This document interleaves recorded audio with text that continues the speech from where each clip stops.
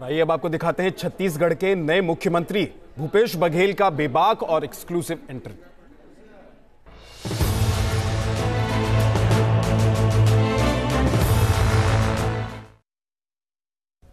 तो छत्तीसगढ़ में 3/4 सीटों से सरकार बनाई और उसके बाद कांग्रेस का 15 साल का वनवास खत्म करने वाले भूपेश बघेल इस वक्त हमारे साथ एक्सक्लूसिवली बात करने के लिए न्यूज नेशन पर मौजूद है। स्वागत है सर आपका। जी नमस्कार। आपको एक अलग भूमिका में अभी तक हम देखते आए, अब आप मुख्यमंत्री के तौर पर पूरे छत्तीसगढ़ का मुकद्दर लिखने वाले हैं। शुरुआत सबसे पहले कहां से करेंगे? कर्ज माफी कर चुके हैं आप, लेकिन पहला आपका क्या एजेंडा है जो आप छत्तीसगढ़ के तौर पर अभी तक देखते आए, जो नहीं कर पाए थे और अब करेंगे? कर्ज माफी के साथ साथ हमने 2500 रुपये में धान खरीदी करने का भी फैसला लिया है और उसके साथ साथ न्याय दिलाने के लिए झीरम घाटी में जो शहीद हुए उनके लिए एसआईटी भी गठन कर दिया है।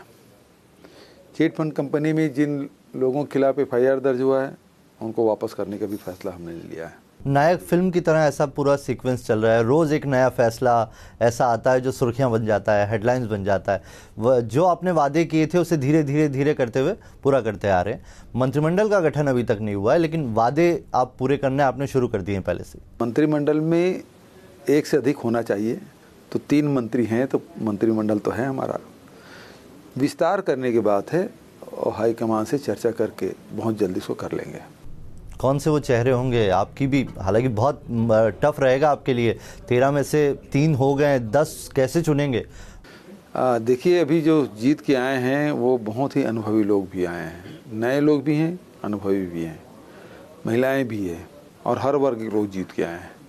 और ऐसे में सामंजस्य बिठाना एक चुनौती है। मध्य प्रदेश के ज़माने भी मंत्री रहे, छत्तीसगढ़ के ज़माने में मंत्री रहे, जो 15 साल 20 साल पहले जो मंत्री रह चुके हैं वो लोग भी जीत के आए हैं और नए भी हैं, तो उसमें सामंजस्य तो बिठाना ही पड़ेगा। लेकिन मैं समझता हूं कि सभी नेताओं से बातचीत करके इस समस्या का निदान ढूंढ लेंगे। भूपेश जी, आप जब विपक्ष में थे तब झीरम घाटी वाले मामले पर सीबीआई की मांग करते थे, जैसे ही सत्ता में आए तो एसआईटी गठित करते। देखिए, सीबीआई उस समय मांग कर रहे थे, इन्होंने भेजा और उन्होंने इनकार कर दिया और फिर भेजेंगे, फिर इनकार कर देते। तो जो हमारे पास शक्ति है उसका उपयोग करते हुए एसआईटी के ईमानदार अधिकारियों की टीम गठित करेंगे और उसकी जांच करेंगे और वो फिर जनता के सामने होगा, क्योंकि एनआईए ने अपनी फाइनल रिपोर्ट सबमिट कर दी है। आयोग के रिपोर्ट है वो प्रतीक्षित है और ऐसे में जो कॉन्स्पिरेसी है उसकी जांच नहीं हो पाई है, अधूरी रह गई। आप मानते हैं कॉन्स्पिरेसी है इसके अंदर? निश्चित रूप से हम तो पहले दिन से कह रहे हैं कि ये राजनीतिक आपराधिक षड्यंत्र है और इसलिए इसकी जांच होनी चाहिए, क्योंकि उस रूट से 23 तारीख को आप देखें तो वहाँ सुरक्षा दी गई, 24 तारीख भी सुरक्षा दी गई, 25 तारीख को पूरी सुरक्षा उठा ली गई। क्यों? दूसरी तरफ नक्सली जब हमला होता है, आप देखे होंगे सामान्य नक्सली हमला, वो ब्लास्ट करते हैं, रोड ब्लॉक करते हैं, गोलियां चलाते हैं, हत्या करते हैं, गला रेतते हैं और उसके बाद चले जाते हैं। वो ये नहीं पूछते कौन है। लेकिन इस घटना में वो पूछते हैं कि रमन क्षमा चाहूँगा, इसमें नंद कुमार पटेल कौन है, इसमें दिनेश पटेल कौन है, इसमें महेंद्र कर्मा कौन है।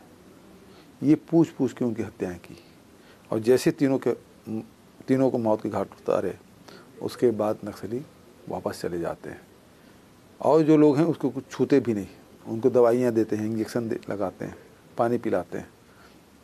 तो ये घटना है वो सामान्य नहीं है, ये सीधा सीधा सुपारी किलिंग है और इसकी जांच तो होनी चाहिए। ईमानदार अधिकारियों का जिक्र किया आपने, आप शुरू से ये कहते आए हैं कि एक छाप अधिकारी आप कहते हैं, एक पर्टिकुलर ब्रांड के अधिकारी बताते हैं, मैं उसका जिक्र नहीं करूंगा। आपने कहा था कि हमने वो चिन्हित किए हुए हैं, तो क्या एक बड़ा फेरबदल या तबादला हम देखेंगे एक बड़े आईएएस और आईपीएस लॉबी के अंदर? बहुत जो अधिकारी खुल के किसी पार्टी का काम करते रहे हैं वो सब जान रहे हैं, लेकिन उन अधिकारियों को तो चिन्हित किया गया है, उसके तबादले होंगे भी। लेकिन बहुत सारे अधिकांश अधिकारी हैं, कर्मचारी है, वो बड़े ईमानदार हैं अपने दायित्वों को समझते हैं, जनता के प्रति उनकी जिम्मेदारी है, उसका निर्वहन करते हैं, उन लोगों को निश्चित रूप से बड़ी जिम्मेदारी दी जाएगी। चलिए, बहुत बहुत शुक्रिया हमसे बात करने के लिए। भूपेश बघेल जी हमारे साथ थे, एक्सक्लूसिवली बात कर रहे थे और उनके पास कई सारी चीज़ें, नक्सलवाद खत्म करने की बात कर रहे हैं, एसआईटी पर भी खुल के बात कर रहे हैं और ये कह रहे हैं कि अब एक छत्तीसगढ़ सिर्फ रायपुर तक सीमित नहीं रहेगा, छत्तीसगढ़ के कोने कोने तक लोगों को पहुंचाएंगे, यही उनकी सोच भी है। बात करने के लिए बहुत बहुत शुक्रिया।